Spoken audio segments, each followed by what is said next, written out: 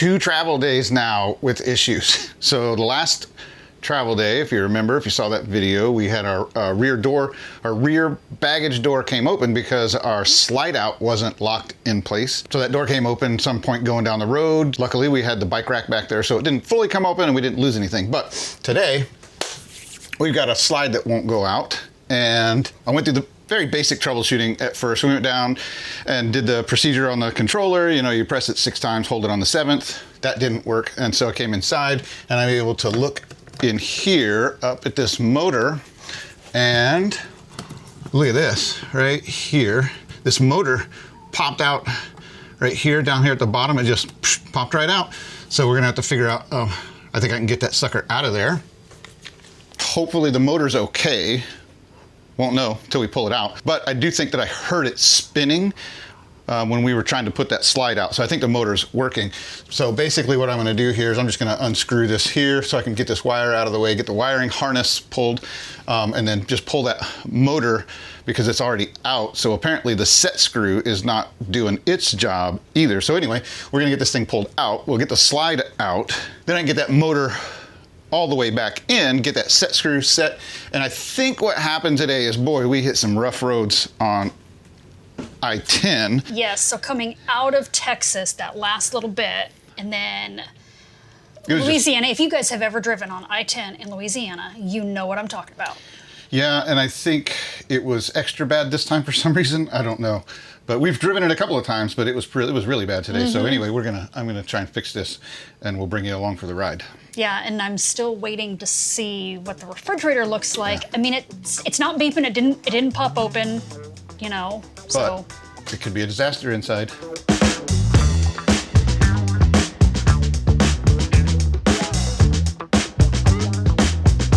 All right, so sorry about the air conditioning. It's hot in here, so we gotta have that running. But there we go. Again, yeah, look at this. This is all chewed up where that set screw was.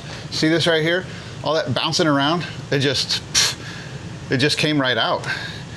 So, Texas, you need to fix your roads, or Louisiana, whichever part of the state, whichever part of the country we were in. One of you guys needs to fix your road. I need to. Yeah, both of them. Candace is whispering in my ear over here. So, anyway, that was the problem. It doesn't look like.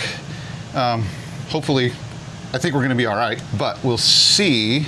We're going to have to get this slide pushed out because I can't really get the motor back in there correctly with the slide in the position that it's in. So we're going to have to push this slide out over here. I'm going to disconnect this motor, and hopefully we can operate it with the button and push at the same time, and it should go out. And we're going to take it about halfway out because that's where we want it to be able to get the motor back in the right way.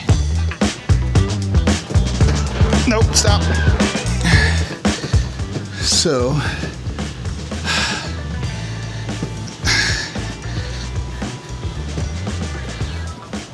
there we go. All right, go out. So now you got nothing. No, hang on, don't do anything. Now neither side is moving, so now I gotta figure that out. Okay, stop. Okay, all right, so we got that thing. So here's what I did. So that motor stopped working. It probably faulted out somehow because of the controller. So I just went down to the controller, pressed the button 6 times, held it on the 7th, put that whole thing in override. And so we were able to get it pushed out.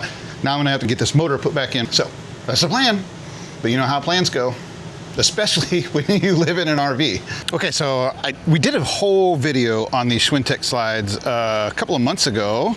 And so for those of you who watched that one, you'll remember that out here on the outside of the rig, this is where the set screw is. And it's right behind this bulb seal right there, right? And that's what's supposed to keep the motor in place. So that set screw, I'm gonna pull this out, and then we're gonna go back inside and we're gonna get that motor installed properly, and then we'll come out here and we'll put this set screw back in, and hopefully the roads tomorrow will be a little bit nicer to us. All right, I don't really like the angle on this for the camera, but this is where we're getting back into. We're gonna put this motor back in and get everything lined up, and we should be good to go.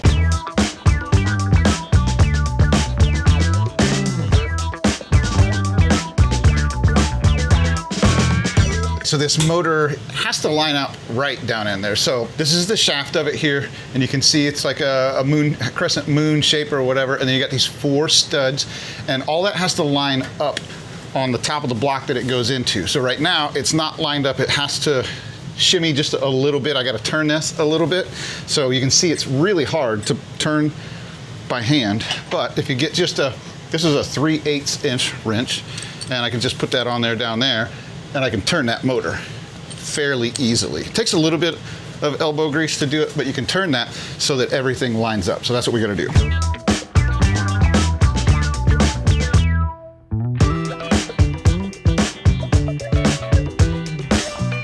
Oh, look at that.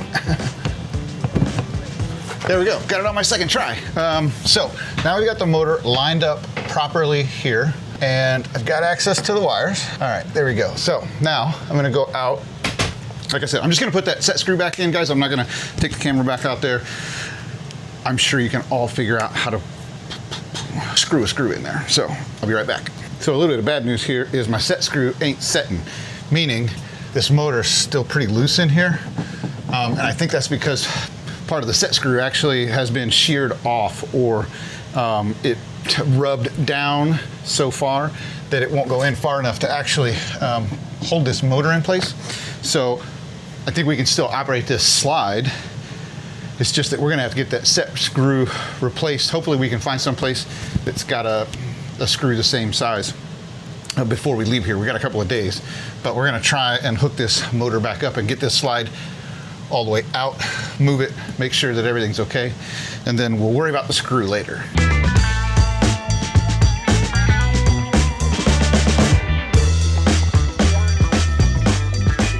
Let's give this a shot. So bump it out first. Okay. Come in. So you say stop? Yeah. Okay, stop. All right, so now we know we've got movement. It looks good. Obviously, we got to get that screw to help keep that motor stabilized, but we can move this slide in and out now. So now, again, for those of you who watched my Schwintek slide video, because we've replaced this motor, I've disconnected it, so I've officially, replaced it, whatever. We need to go through that syncing procedure. We'll take it all the way out, bring it all the way in, and we're gonna look and listen, and then we're gonna bring it out about 6 inches, and then we're gonna bring it all the way back in. We're gonna look and listen again, and we're just gonna do that until we see the slide stop moving at the same time on both sides, and we hear those motors cut out at the same time. So that is the sync procedure. So, you ready to do this? So let's take it all the way out first. Okay, now let's bring it all the way in.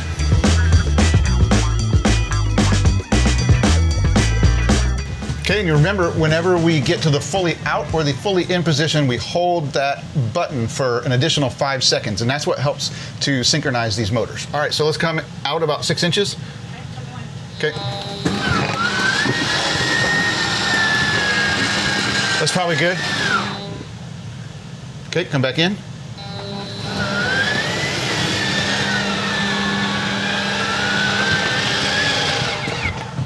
Okay, gonna have to do it again.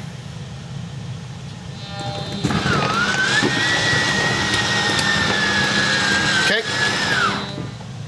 Well, it's still lagging a little bit. I want to see what it looks like outside, so I'm going to go out there and you just bring it all the way out. All right, so again, what we're looking at here is we want to make sure that both sides stop coming out at the same time. Oh, that's pretty daggone good right there. So yeah, I think we're good. You see, you can rewind this if you want, but you can see both the left and the right side of the slide stop coming out at the same time. So I think we're good. So here's what I want you guys to get out of this video. This piece is, if you got a Schwintek slide that doesn't work like it's supposed to, it's not a panic situation. And here's why.